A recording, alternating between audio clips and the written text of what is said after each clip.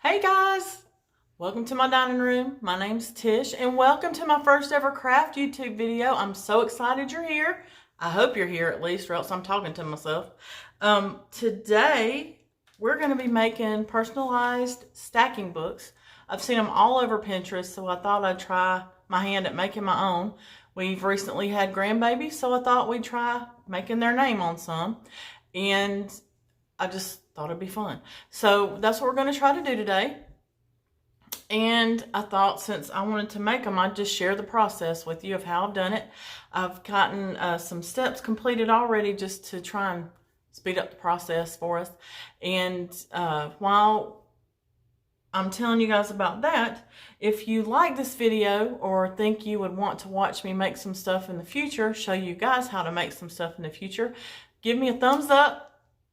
And hit that subscribe button. When you hit the subscribe button, that bell's going to pop up. Make sure you punch the bell so that next time I do a craft video or do a house tour or a haul, that you will get that bell dinging in your ear to let you know that I have done something else or run my mouth or whatever, and you can also watch that video. So instead of talking anymore, let's get on to talking about this craft we're about to do, and I'm going to tell you what you need in order to complete this project. So let's go on, and I'm going to turn the camera down and I'm going to show you guys what you need to do this. So here's what we're doing. Now, I got some of my stuff from the Dollar Tree, some of it from various other locations. So here is what I chose to get. You're going to need books. So I got mine from the Dollar Tree. I also chose to get white books because I'm going to paint my books white. And I just thought it would speed up the process. So I picked 3 books out that were white at the Dollar Tree. So here they are. So you're going to need 3 books. You can do more than that if you want, but I picked out 3. You're going to need ribbon of your choice. I'm not sure if I want to use the thin ribbon or the wide ribbon, so here's the ribbon I picked out for myself. For the ribbon to be cut, you're going to need scissors. I don't think these work, so I grabbed these as well. You're going to need a paintbrush. You're going to need paint. I'm using this because this chalk paint because it's what I have at the house. You can use acrylic paint if you want, but this is white. I also saw some done in black that look sharp with the white writing. I'm using tape to make sure my letters stay semi-straight. I'm using some archival stamp ink for my stamps. You're gonna, for me, I'm using stamps. If you have a Cricut, you can cut out a stencil for the names or whatever word you choose using your Cricut machine, but I chose to use my stamps, so that's what I'm using. And then I need my eyeballs, so that's why they're here. And then to clean my stamps off, I'm using these wipes. That's what I use to clean off my stamps. So that, if you're using stamps, that's what I used to clean my stamps off with, so there you go. To start off, you're going to take your book, and let me fix this a skosh here.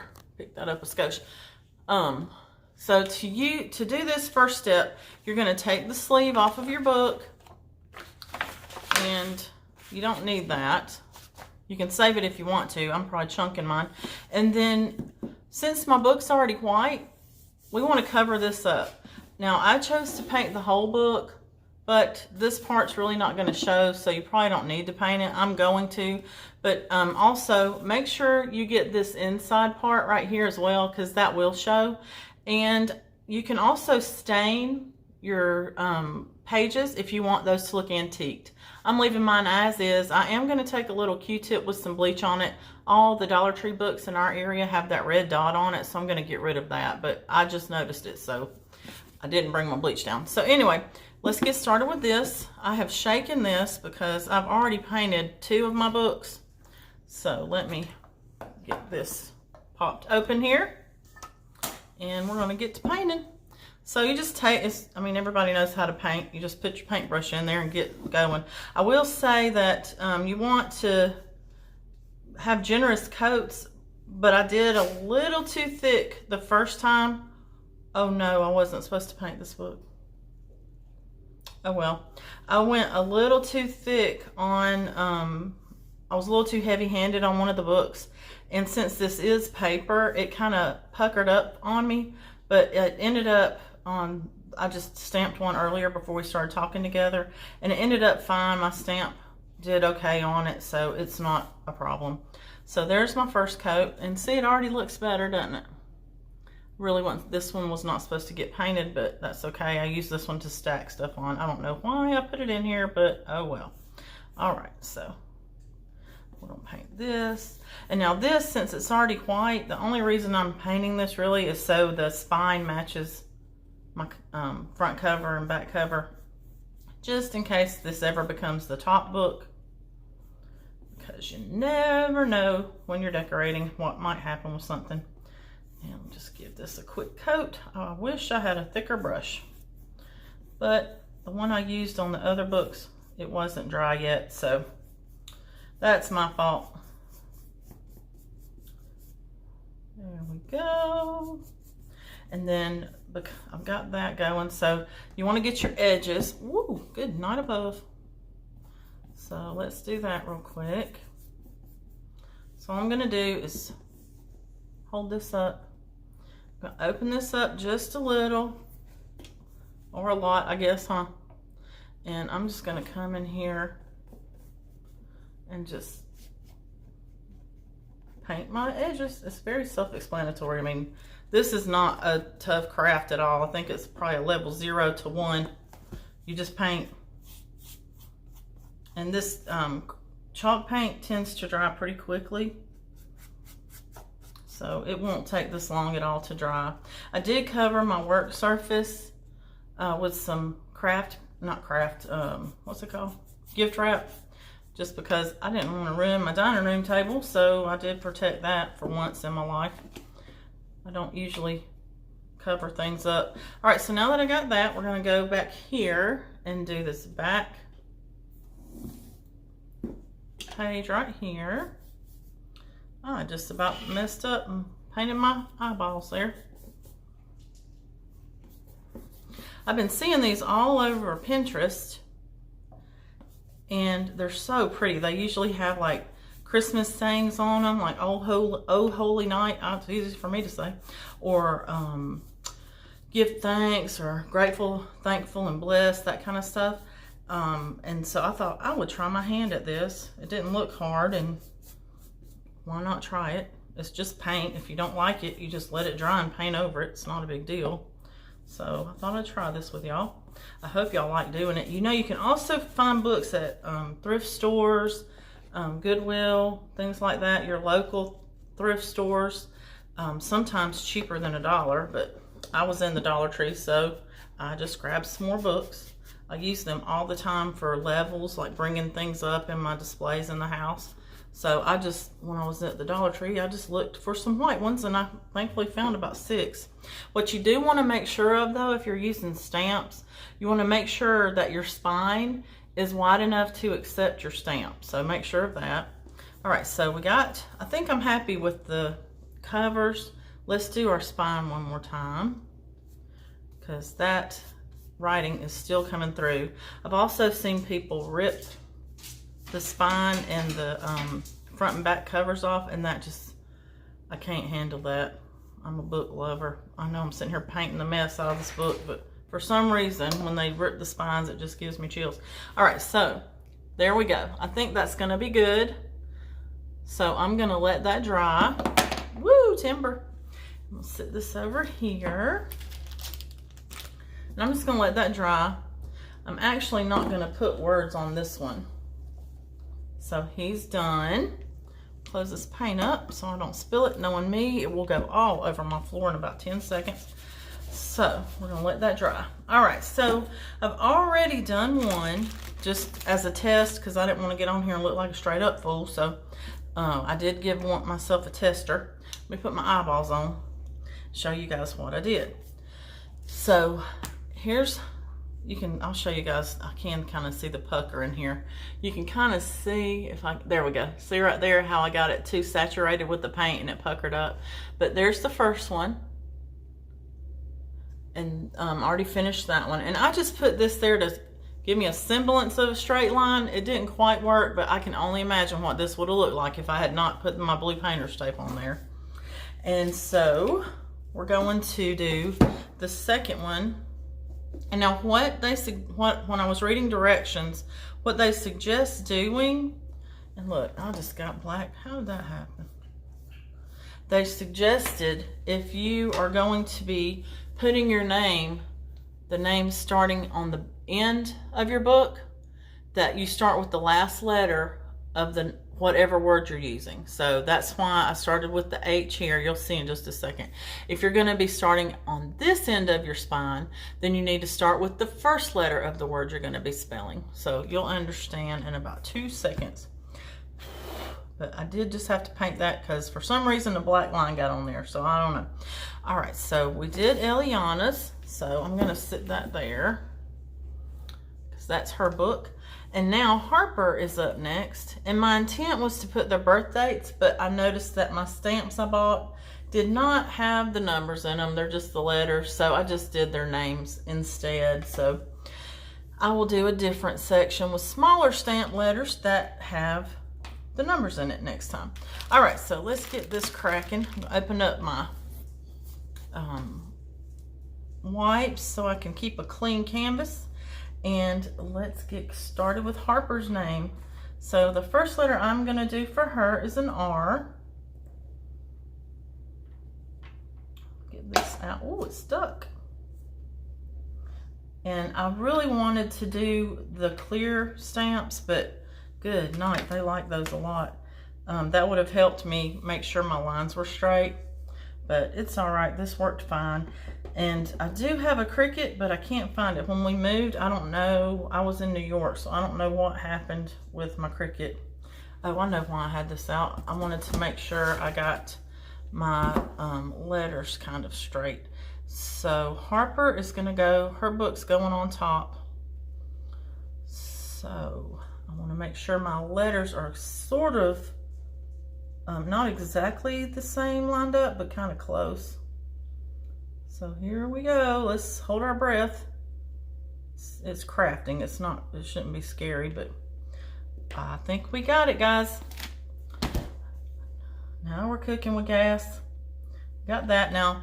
I got the R on, and see how it's dirty right there. So what I'm gonna do is take my wipe and just wash it off. Just wipe it off right there. And I learned this trick years ago when I was doing stamps on my scrapbook, and I'm not going to clean it 100% clean, but look at the difference that makes. Isn't that amazing? So that's how I learned that trick. So there's that. Next I need an E.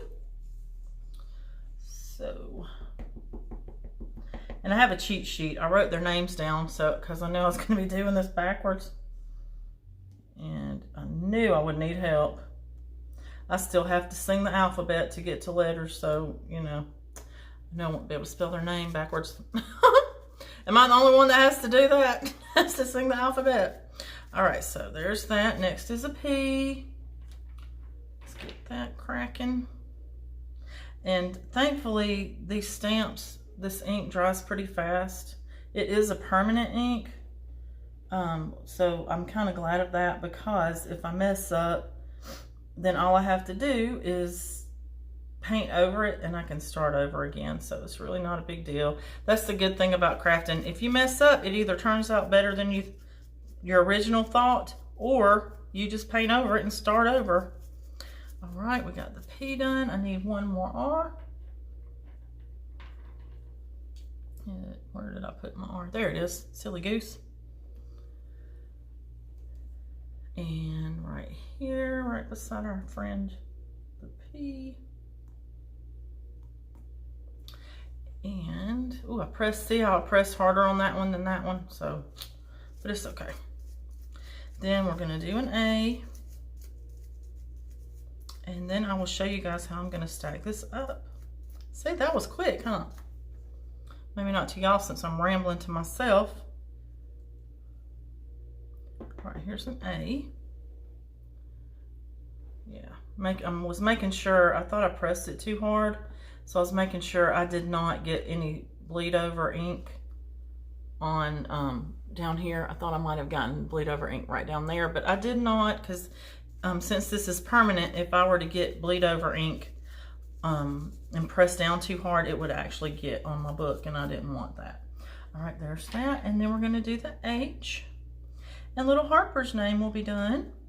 Harper was born first. She was born in June, and then Eliana was born in August. So we had 2 grandbabies born in exactly 2 months apart this year. So I'm a sweet tea. All right, so we got that. I just want to get this, since it's permanent, I don't want to leave this on here. So y'all excuse me for 1 second. All right, so we got that done. I'm done with all my stamps. I'm going to move this out of the way, cover this up, make sure that my hands are clean. Since my books are white, I don't want to get any ink on my books. And then I'm going to show you guys what we have and how we're going to stage this. All right, Harper. All right, that turned out pretty good for my second try ever. Looks pretty good, huh? All right, so now I'm going to take my painter's tape off. In theory, there we go. All right, so we're just going to pull that off. Okay, and there's that one. I got a little black right there, so I'll probably, oh no, it's coming off. It's going to say I was going to do some touch-up, but I don't think I need to. Okay, there's that. And then here's this. That one's done. I like it. I like it a lot. And let's see, Harper's is bigger. I mean smaller. So here's what we're going to come up with. This one is a little shorter. So Harper was born first. That's why I wanted her book a little shorter. Or the books weren't the same size. So that's why her book is a little shorter. And then, yeah, I'm going to have to paint this one again, but I'll do that later. This one is a little bit longer, and these are the same size. So that worked out perfectly. But see how they stack up? Isn't that cute? It's adorable. So there's that. And now what we're going to do, I'm almost 100% sure I'm going to do this.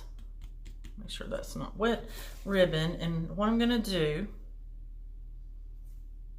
is wrap this. So I'm going to just put this down here real quick. And we're going to lay this flat. And I want my bow to be on this side where there is no writing. I've seen a lot of people wood glue their books together, but I'm not going to do that because I don't know that I'm always going to want these attached, you know, like in a trio like this. So I'm not going to do that. So I am just going to tie mine together in a knot. That.